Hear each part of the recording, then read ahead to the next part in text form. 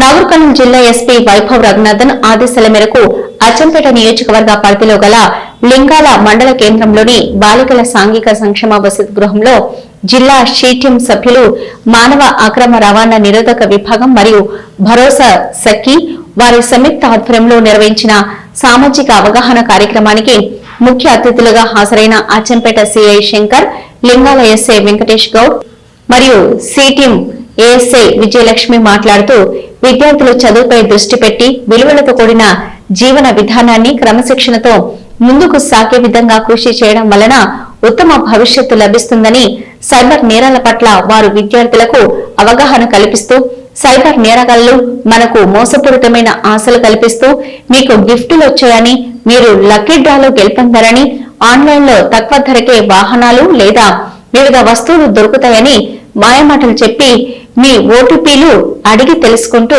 మీ details సేకరించి మోసాలకు పాల్పడతారని, అలాంటి వ్యక్తుల పట్ల చాలా జాగ్రత్తలు పాటించాలని, ఒకవేళ ఎవరైనా సైబర్ నేరానికి గురైనట్లయితే cyber crime help line number 1930కు లేదా నాగర్కర్నూలు జిల్లా షీటీం నంబర్ 8712657676 కు లేదా 100 కు కాల్ చేసి పోలీసులకు సమాచారం ఇవ్వాలని వారు తెలిపారు.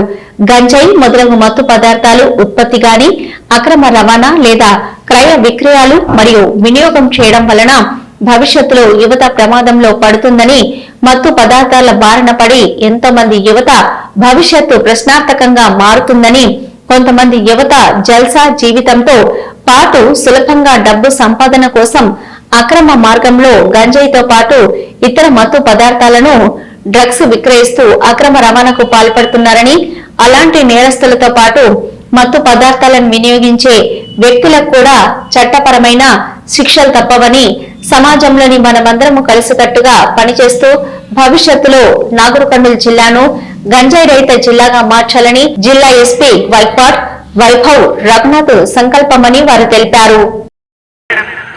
ఆ విధంగా టచ్ చేసిన లేకుంటే కనుల ద్వారా సైకిల్ చేస్తారు, అవునా? చేస్తారా?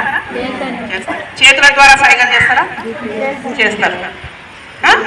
ఇంకా ఇంకా ఏ విధంగా ఉంటాయి సమస్యలు చెప్పాలి. కనుల ద్వారా సైకిల్ చేసిన, చేతుల ద్వారా సైకిల్ చేసిన, లేకుంటే మనల్ని అసభ్యకరంగా టచ్ చేసిన, ఆటోలో వెళ్తున్నాం ఇప్పుడు అంటే ఆధార్ కార్డు పోయి కనుక బస్సులలో పోతున్నాం. మరి చిన్న చిన్న ఒక 3-4 కిలోమీటర్స్ ఆటోలు వెళ్తుంటాయి కదా, ఊళ్ళలోకి వెళ్ళేటివి ఆటోలో చాలా మందిని ఎక్కించుకుంటాం, అవునా? మన పక్కన కూర్చున్న వ్యక్తులు ఏ విధంగా ఉంటారు అనేది మనం అంచనా వేయలేదు. ఆ అబ్బాయి టచ్ చేయడము, లేకుంటే పెద్దవాళ్ళే ఉండొచ్చు మనల్ని నెట్టడము, ఇలాంటి సమస్యలన్నీ ఉంటాయి కదా, జరుగుతున్నాయా?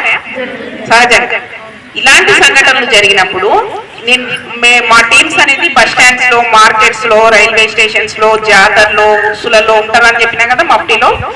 ఎవరైతే అమ్మాయికి ఇబ్బంది కలిగిస్తున్నారో అలాంటి సంఘటనలు జరిగినప్పుడు వీడియో క్యాచ్ చేసి వాళ్ళను తీసుకురావడం జరుగుతుంది. తీసుకొచ్చి వాళ్ళు చేసిన నేరాన్ని బట్టి అది కేసా లేకుంటే కౌన్సిలింగ్ చేయడం అనేది జరుగుతుంది. ఇది షీటీమ్స్ చేసే పని. చదువులో జీవిత శాస్త్రం గురించి చెప్పడానికి వచ్చాం.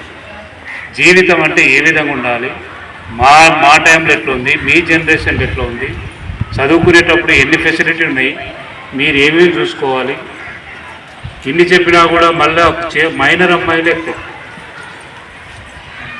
ఇక్కడెక్కడ ఫోన్లలో ఈ మ్యాథ్స్ గురించి కానీ ఫార్ములాస్ గురించి కానీ గుర్తుపెట్టుకోరు. కానీ స్నాప్చాట్ అంటే ఏంది, ఇన్స్టాగ్రామ్ అంటే ఏంది, ఫేస్బుక్ అంటే ఏంది, కొత్త యాప్లు ఎట్లా డౌన్లోడ్ చేసుకుంటుంటారు, దాంట్లో ఎంత అలర్ట్గా ఉంటారంటే మాకు కూడా తెలియదు.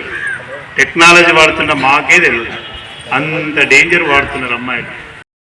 మన చదువు మీద ఫోకస్ అనేది చేయాలి. ఎన్ని ఇబ్బందులు వచ్చినా కూడా మనం జనరల్గా ఏంటంటే పరీక్షలు అంటే లాస్ట్ మూమెంట్లో పరీక్షలు అన్నీ కూడా భయం అవుతుంది, అవునా కదా? రైళ్లు పరిగెడుతుంటాయి. ఎందుకు పరిగెడతాయంటే మనం దాని మీద సరైన ఫోకస్ చేయకపోవడం. అంటే మరి చాలామంది సక్సెస్ అవుతారు, మరి కొందరు సక్సెస్ అవుతారు, కొందరు సక్సెస్ అవుతలేరు. అంటే కారణం ఏంటంటే సక్సెస్ అయ్యే వాళ్ళు ఒక ప్రణాళిక, చక్కని ప్రణాళిక ఉంటుంది, అదేవిధంగా మంచి పట్టుదలతో చదువుతారు.